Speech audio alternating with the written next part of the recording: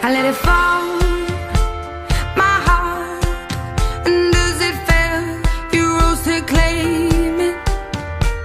It was dark, and I was over, until you kissed my lips and you saved me.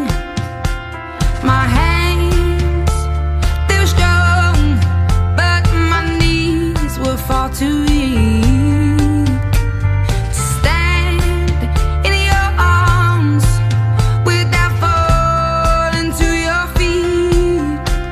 But